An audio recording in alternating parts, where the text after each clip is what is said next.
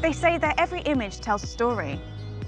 And when that image is over 150 years old, the potential for a story is enormous. Which is why we've come to Getty Images Archive, where they unearth, digitize, and conserve these images. And in this building behind us is the London Stereoscopic Collection. Glass plates, portraits of people from the 1800s. And some of these portraits have not been seen for a century. There's got to be a story to tell. And maybe a descendant to tell it to. Let's begin our journey through time.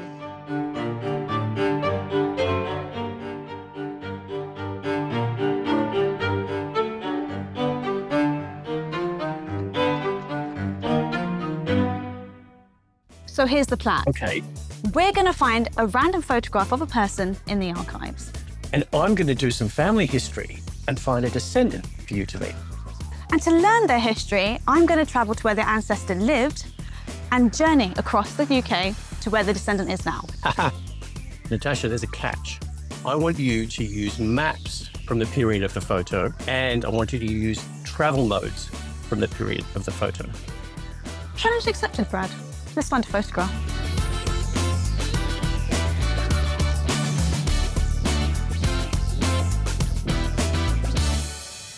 Well, we've got some great pieces here, and we've brought in Melanie from Getty Images to help us get started. Hey, Melanie. Hello. So many of these haven't been unwrapped since they were first packed up well over a century ago.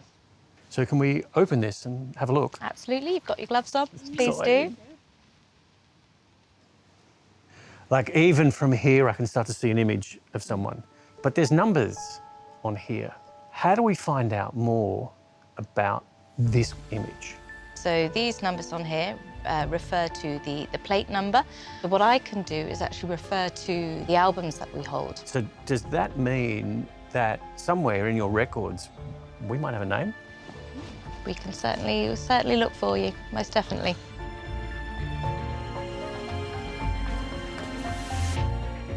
We can use these albums to identify sitters and sort of personalities of interest. And there we are. So we can see there's some really unusual close-ups, actually, which you don't often see in the collection. But he certainly looks a very well-presented gentleman. So what's caught my attention here is it appears to be late 19th century attire. I think there's a surname there. I don't have my glasses on, but can you read that? Tweedmouth. Tweedmouth. Now that sounds more like a title because it's a place rather than a surname.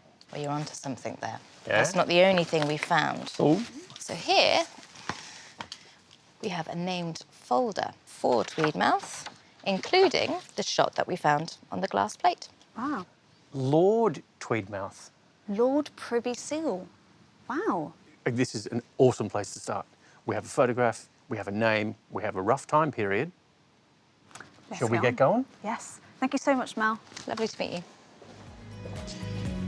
So I'm going to go and find the family tree, find a descendant for you to tell a story to. And I'm going to find out where this journey begins. Let's go. Okay, see you. Lord Tweedmouth. Right, so his actual name is Edward Marjoribanks. So here we have Edward Marjoribanks, born in 1849. But he's also known as Lard of Gushiken?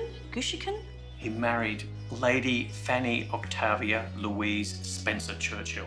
The Lard of Gushiken had an estate, but where is that estate? Looks like we're going to Inverness.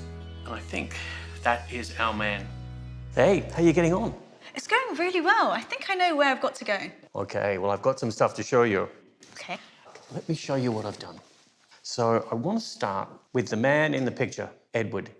He married Fanny, and they had a child called Dudley. Now, Dudley was named after his grandfather, Dudley Marjoribanks. He married Muriel. They had a child called Moira. Now, Moira married Reginald Hayworth Savage, and they had John Hayworth Savage. He married a Susan Burder, and they had Susan Hayworth. Now, she married somebody called John Bailey Hamilton. That leads us to George Bailey Hamilton. Now, he was born in 1985, and he lives just outside of Edinburgh. Would it be possible for you to reach out to George to see if he's interested in meeting me? I'm on it. Awesome. Right. As Natasha travels up to Scotland to start her journey, I'm going to see if I can get in touch with George to find out where she needs to get to. The Guisachan estate hasn't been occupied for years, so I hope she can find it.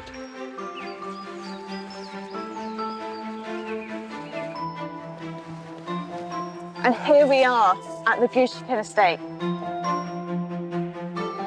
This land was bought by Edward's father, Dudley Coutts Marjoribanks, later known as Lord Tweedmouth, in 1854. He purchased this 20,000-acre estate for the hefty sum of £60,000. A few years later, this grand building was erected.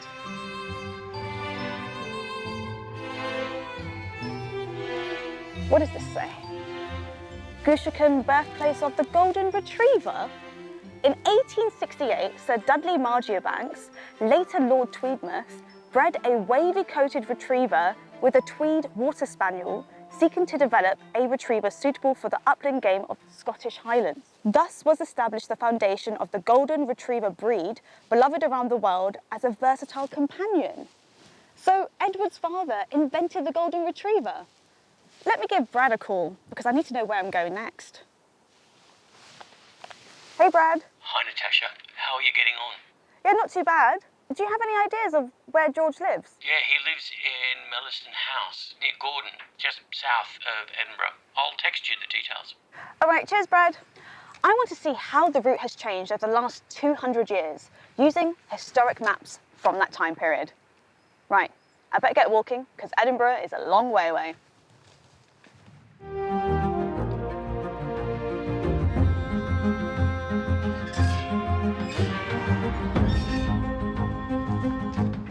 I'm walking along the main road from the estate, and it seems like we've come across this village, but it's not on the historic maps. So when was it built? There's a memorial over here. Maybe that can give us a clue. Now it says that the village of Tomwich was actually built by Edward's parents. Isn't that fantastic? Interestingly, they lived on the estate for about 50 years. This was actually built by Edward and his siblings. Lovely little piece of history there. And as it says at the top, advance with courage. I like that.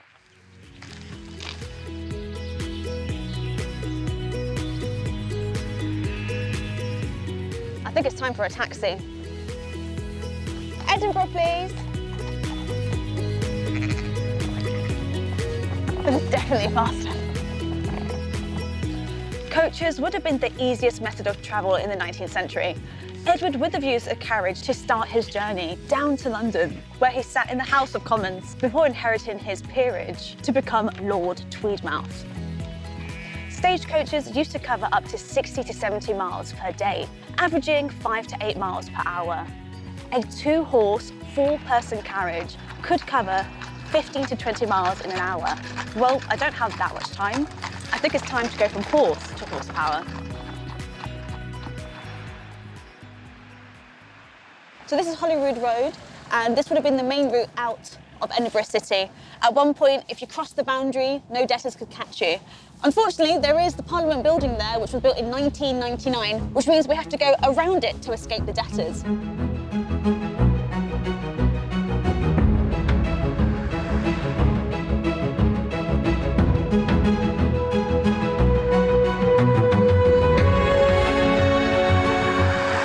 This is a beautiful Georgian stately home. Well, George, thank you so much for letting us visit you today.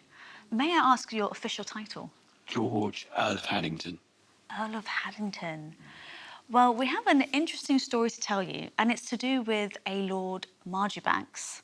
Or is it Marchbanks? I think it's Marchbanks. Classic British pronunciation. So what do you know about your family tree? I've got something of an outline, but I haven't ever made an in-depth study of it. We were in Getty Archives and we decided to look through some boxes that have not been touched for quite some time. And the first photograph that we took was this picture. So we know that this is your great-great-great-great-grandfather. Right. And it's from your maternal side. So this is Edward Marchbanks, who was born in 1849 and he died in 1909. Now, he was married to a Fanny Spencer Churchill, who was the aunt of the Winston Churchill. Yeah. Oh, you do know this? I did know that much, yeah, I did know that.